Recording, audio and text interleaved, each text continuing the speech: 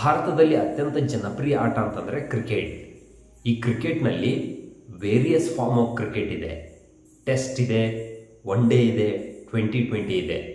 ಈ ಮೂರು form of ಕ್ರಿಕೆಟ್ಗೆ ಅದರದೇ ಆದ ವಿಶೇಷತೆ ಇದೆ, ಅದರದೇ ಆದಂಥ ವಿಭಿನ್ನತೆ ಇದೆ, ಅದರದೇ ಆದಂಥ ಅಡ್ವಾಂಟೇಜ್ ಮತ್ತು ಡಿಸ್ಅಡ್ವಾಂಟೇಜ್ ಇದೆ. ಅದೇ ರೀತಿಯಾಗಿ ಸ್ಟಾಕ್ ಮಾರ್ಕೆಟ್ ಇನ್ವೆಸ್ಟ್ಮೆಂಟ್ ಅಂತ ಬಂದಾಗ there are two style of investment. ಒಂದು ವ್ಯಾಲ್ಯೂ ಇನ್ವೆಸ್ಟಿಂಗ್, ಸೆಕೆಂಡ್ ಒನ್ ಬಂದ್ಬಿಟ್ಟು ಗ್ರೋತ್ ಇನ್ವೆಸ್ಟಿಂಗ್. ಈ ಎರಡಕ್ಕೂ ಕೂಡ ಅದರದೇ ಆದಂಥ ಅಡ್ವಾಂಟೇಜ್ ಮತ್ತು ಡಿಸ್ಅಡ್ವಾಂಟೇಜ್ ಇದೆ. ಸ್ನೇಹಿತರೆ ನಮಸ್ಕಾರ, ನನ್ನ ಹೆಸರು ವಿಜಯ್ ಕುಮಾರ್ ಬಡಿಗೇರ್ ಅಂತೇಳಿ. ಈ ಒಂದು ವಿಡಿಯೋದಲ್ಲಿ ವ್ಯಾಲ್ಯೂ ಇನ್ವೆಸ್ಟಿಂಗ್ ಅಂದ್ರೇನು, ಗ್ರೋತ್ ಇನ್ವೆಸ್ಟಿಂಗ್ ಅಂದ್ರೇನು, ಯಾವ ಸ್ಟೈಲ್ ಆಫ್ ಇನ್ವೆಸ್ಟ್ಮೆಂಟನ್ನು ನಾವು ಫಾಲೋ ಮಾಡ್ಬೋದು, ಯಾವುದರಿಂದ ನಮಗೆ ಬೆನಿಫಿಟ್ ಆಗುತ್ತೆ ಅನ್ನೋದ್ರ ಬಗ್ಗೆ ಇನ್ ಡೆಪ್ತ್ ಆಗಿ ಡಿಸ್ಕಷನ್ ಮಾಡೋಕೆ ಹೋಗ್ತಾ ಇದ್ದೀನಿ. ಸ್ನೇಹಿತರೆ ವಿಡಿಯೋ ಸಖತ್ ಇಂಟ್ರೆಸ್ಟಿಂಗ್ ಆಗಿರುತ್ತೆ, ಕೊನೆಯವರೆಗೂ ಈ ವಿಡಿಯೋನ ತಪ್ಪದೆ ನೋಡಿ. Let's get started. ಸ್ನೇಹಿತರೆ ಮೊದಲನೇದಾಗಿ ವ್ಯಾಲ್ಯೂ ಇನ್ವೆಸ್ಟಿಂಗ್ ಅಂದ್ರೆ ಏನಂತ ತಿಳ್ಕೊಳ್ಳೋಣ. ಸ್ನೇಹಿತರೆ ವಾರೆನ್ ಬಫೆಟ್ ಇದಾರಲ್ಲ, he is one of the most successful investor in US equity market. Equity ಮಾರ್ಕೆಟ್ನಲ್ಲಿ ಇನ್ವೆಸ್ಟ್ಮೆಂಟ್ ಮಾಡಿ ಸಾಕಷ್ಟು ವೆಲ್ತ್ ಅನ್ನು ಕ್ರಿಯೇಟ್ ಮಾಡಿ he has inspired lot of new investors. ಈ Warren Buffett he is a value investor.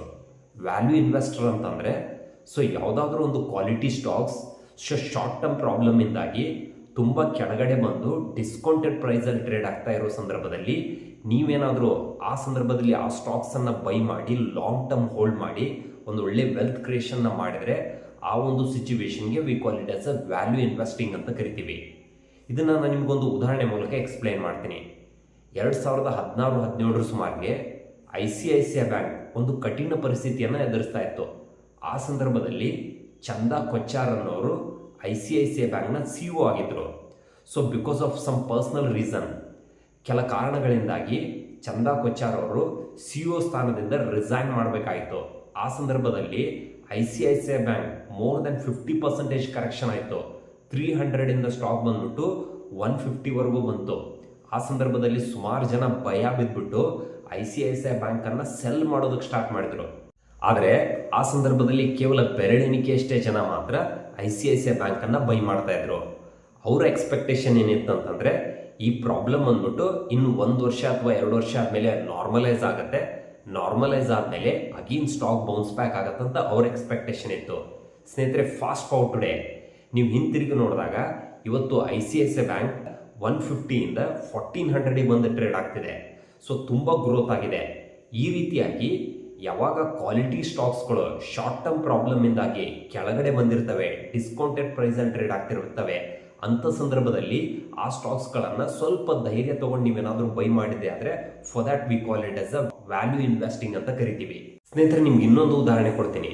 ಸ್ವಲ್ಪ ದಿನದಿಂದ US ಅಲ್ಲಿ recession ಇದ್ದಕ್ಕೆ ಭಾರತದ IT ಸ್ಟಾಕ್ಸ್ಗಳು ಮೋರ್ ದೆನ್ 50% ಕರೆಕ್ಷನ್ ಆಗಿತ್ತು. IT ಇಂಡೆಕ್ಸ್ 45% ಕರೆಕ್ಷನ್ ಆಗಿತ್ತು. TCS, ಇನ್ಫೋಸಿಸ್, ವಿಪ್ರೋ ಈ ಎಲ್ಲ ಕಂಪ್ನಿಗಳು 40-45% ಕರೆಕ್ಷನ್ ಆಗಿದ್ವು. ಕಾರಣ ಏನಂತಂದರೆ ಭಾರತದ IT ಕಂಪ್ನಿಗಳಿಗೆ ಹೈಯೆಸ್ಟ್ ರೆವಿನ್ಯೂ ಬರೋದು US ಇಂದ. US ಅಲ್ಲಿ ಯಾವಾಗ ಸ್ಲೋಡೌನ್ ಸ್ಟಾರ್ಟ್ ಆಗುತ್ತೆ ಅವಾಗ ಆಬ್ವಿಯಸ್ಲಿ IT ಸ್ಟಾಕ್ಸ್ಗಳೆಲ್ಲ ಕರೆಕ್ಷನ್ ಆಗುತ್ತೆ. ಆ ಸಂದರ್ಭದಲ್ಲಿ ನೀವೇನಾದರೂ ಈ ಸ್ಟಾಕ್ಸ್ಗಳನ್ನು ಬೈ ಮಾಡಿದ್ದೇ ಆಗಿದ್ರೆ for that we call it as a value investing ಅಂತ ಕರಿತೀವಿ. ಸ್ನೇಹಿತರೆ ಹಾಗಾದರೆ ಗ್ರೋತ್ ಸ್ಟಾಕ್ಸ್ ಅಂದ್ರೇನು, ಗ್ರೋತ್ ಇನ್ವೆಸ್ಟಿಂಗ್ ಅಂದ್ರೇನು? ಗ್ರೋತ್ ಸ್ಟಾಕ್ ಮತ್ತು ಗ್ರೋತ್ ಇನ್ವೆಸ್ಟಿಂಗ್ ಅಂತಂದರೆ ಯಾವುದಾದ್ರೂ ಒಂದು ಸ್ಟಾಕು ಇಂಡಸ್ಟ್ರಿಗಿಂತಲೂ ಹೆಚ್ಚು ವೇಗವಾಗಿ ಬೆಳೀತಾ ಇರುತ್ತೆ, ಪ್ಲಸ್ ಫ್ಯೂಚರಲ್ಲಿ ಇನ್ನೊಂದು 15-20 ವರ್ಷ ಆ ಸ್ಟಾಕ್ಸ್ಗೆ ಗ್ರೋ ಆಗೋದಕ್ಕೆ, ಬೆಳೆಯೋದಕ್ಕೆ, ಎಕ್ಸ್ಪ್ಯಾನ್ಷನ್ ಆಗೋದಕ್ಕೆ ಹೆಚ್ಚು ಅವಕಾಶ ಇದ್ದರೆ ಆ ಸ್ಟಾಕ್ಸನ್ನು irrespective of the price, irrespective of the valuation ಆ ಸ್ಟಾಕ್ಸನ್ನು ನೀವು ಬೈ ಮಾಡಿದ್ರೆ for that we call it as a growth stock ಅಥವಾ ಗ್ರೋತ್ ಇನ್ವೆಸ್ಟಿಂಗ್ ಅಂತ ಕರಿತೀವಿ. ಒಂದು ಉದಾಹರಣೆ ಮೂಲಕ ಎಕ್ಸ್ಪ್ಲೇನ್ ಮಾಡ್ತೀನಿ. Bajaj Finance which is one of the largest NBFC in India, ಕಳೆದ 10 ವರ್ಷಗಳಲ್ಲಿ ಸ್ಟಾಕ್ ಪ್ರೈಸ್ ಬಂದ್ಬಿಟ್ಟು 50ಇಂದ 1000ಗೆ ಬಂದು ಟ್ರೇಡ್ ಆಗ್ತಿದೆ. ಮೋರ್ ದೆನ್ 10 ಟೈಮ್ಸ್ ಗ್ರೋತ್ ಆಗಿದೆ. ಸದ್ಯದ ಪರಿಸ್ಥಿತಿನಲ್ಲಿ ಸ್ಟಾಕ್ ಪ್ರೈಸ್ನು ತುಂಬ ಜಾಸ್ತಿ ಇದೆ, ವ್ಯಾಲ್ಯೂಯೇಷನ್ನು ತುಂಬ ಎಕ್ಸ್ಪೆನ್ಸಿವ್ ಇದೆ. ಆದ್ರೂ ಕೂಡ ಸುಮಾರು ಜನ investors still they are ready to pay the premium, still they are willing to invest in to Bajaj Finance. ಕಾರಣ ಏನಂತಂದರೆ ನೆಕ್ಸ್ಟ್ ಒಂದು 15-20 ವರ್ಷ ಇನ್ನೂ ಕೂಡ ಈ ಸ್ಟಾಕ್ಸ್ಗೆ ಗ್ರೋ ಆಗೋದಕ್ಕೆ, ಬೆಳೆಯೋದಕ್ಕೆ, ಎಕ್ಸ್ಪ್ಯಾನ್ಷನ್ ಆಗೋದಕ್ಕೆ ಹೆಚ್ಚು ಅವಕಾಶ ಇದೆ. ಆ ಕಾರಣದಿಂದಾಗಿ ಈ ಸ್ಟಾಕ್ಸನ್ನು irrespective of the price, irrespective of the valuation ನೀವೇನಾದರೂ ಈಗ ಬೈ ಮಾಡಿದ್ರೆ for that we call it as a growth investment ಅಂತ ಕರಿತೀವಿ. ಸ್ನೇಹಿತರೆ, ವ್ಯಾಲ್ಯೂ ಇನ್ವೆಸ್ಟಿಂಗ್ ಮತ್ತು ಗ್ರೋತ್ ಇನ್ವೆಸ್ಟಿಂಗ್ ಇವೆರಡಕ್ಕೂ ಕೂಡ ತನ್ನದೇ ಆದ ಅಡ್ವಾಂಟೇಜ್ ಮತ್ತು ಡಿಸ್ಅಡ್ವಾಂಟೇಜ್ ಇದೆ.